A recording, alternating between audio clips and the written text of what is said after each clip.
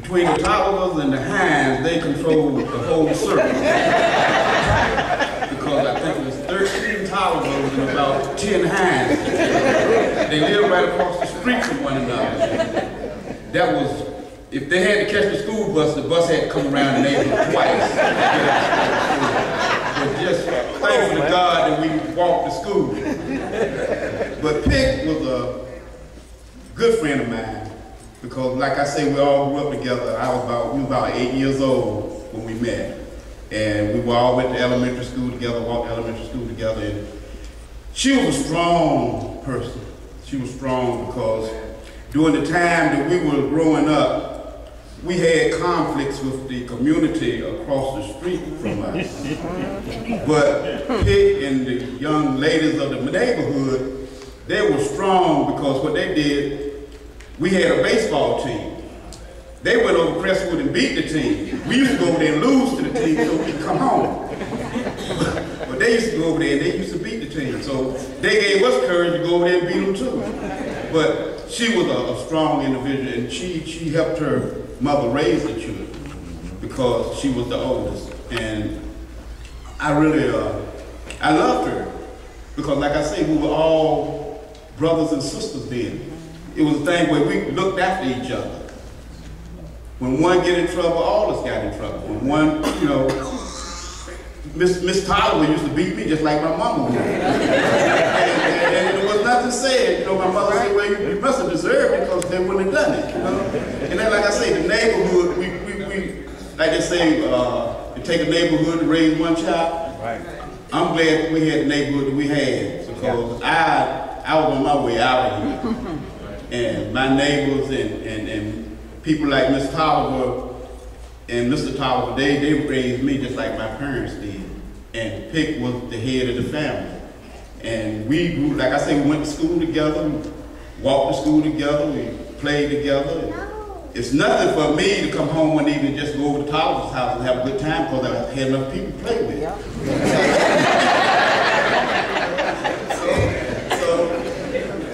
I just want to tell the family, I appreciate y'all when we were growing up. I appreciate you now because I did have a family, and the family was the Toliver family, and the Hopkins, and the Masons, and the Perrys, and the Hines. You know, that we was in that one little group at that end of the River Creek Road, and we was a family, and we played together, and we were for each other.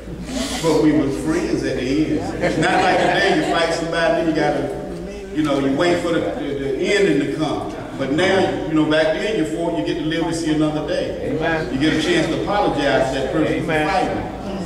Amen. So I just want to tell the family, I really love you, and you all been in my prayers ever since I heard of this. And to the women out there, I've been wearing pink all week. And, you know, every Sunday I wear something pink. This is breast cancer month. And y'all, have yourself a check, please. Amen. You know, have yourself a check. So that's all I have to say. God bless everybody. Amen. Thank you, brother. Thank you so much. At this time, we are grateful to have had, journeying all the way from the Maryland area, several of Pick's co-workers. Of course, they knew her as Helen, as we know her as Pick. I'm going to ask them to stand. They drove down from Maryland. They all work with her. Will you stand this morning? Let's give them a hand and thank you for being here with us. Wonderful. Thank you so much. You know, amongst those we have Miss Jody Patterson, and she's going to come up and make a presentation on behalf of the co-workers. And Tracy, when you receive that, just come up and if you just give it to Tracy. Amen. God bless you.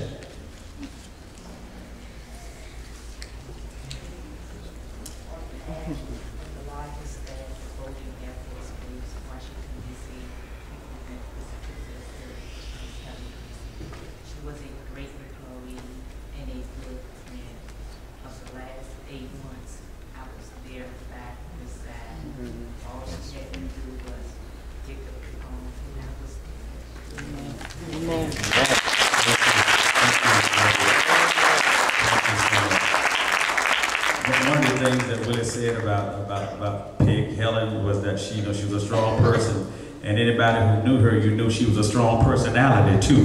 She had her own personality.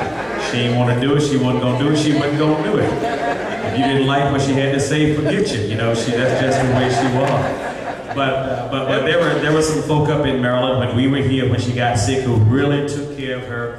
And we want to so appreciate them. One was Jody, who just stand, and the other was Deborah Raspberry. Deborah, will you stand up so we can see you? They were the ones who took her to the doctor. They took her to the doctors and helped her make appointments or whatever. And I know sometimes she was tough to work with. But we thank you for all that you all did and hanging in there with her. God bless you.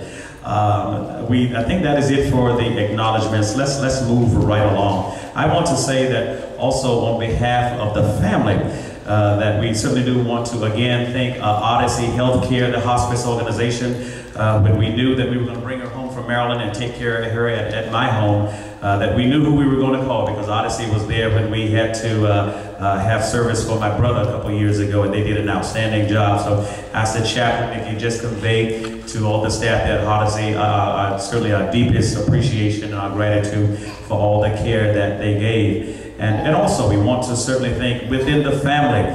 When we brought her home, there were just some folk who just stepped up.